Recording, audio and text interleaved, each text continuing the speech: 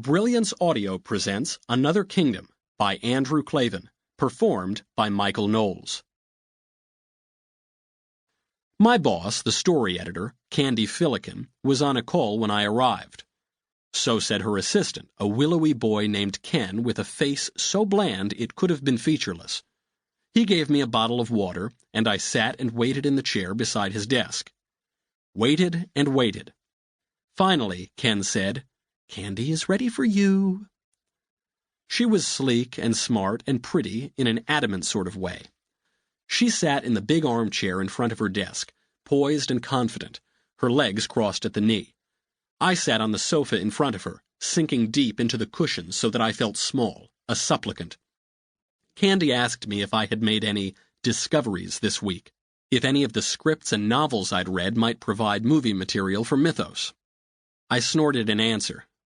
"Candy," I said, "sometimes, I swear, reading this crap day after day, I feel like a psychiatrist in hell, like I'm listening to the twisted fantasies of damned souls whose last desperate hope for redemption is to transform their perverse imaginings into something like a story."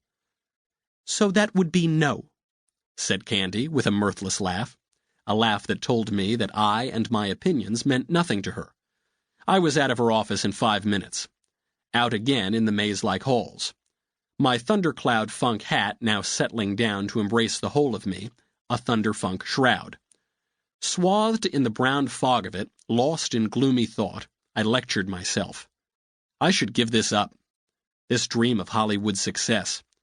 I should go to law school like my mother wanted. Get a Ph.D. like my father said.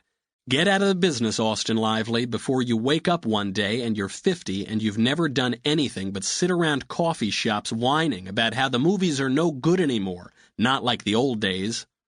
It was at this point that I looked up and realized I was lost. Lost in the Edison building.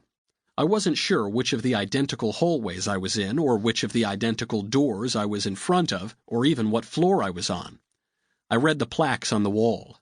Netherway Pictures. Perdita Productions, Jess Neufeld and Company. I'd never heard of any of them.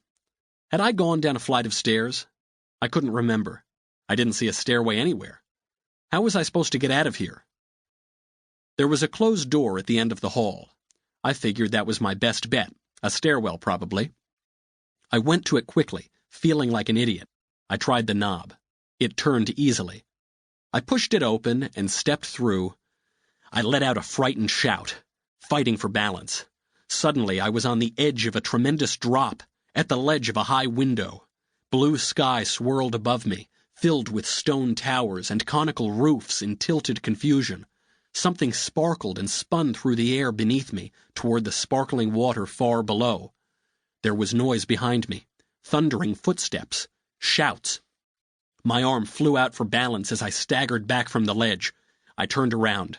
I looked around, stunned, confused. I was in a stone room hung with tapestries.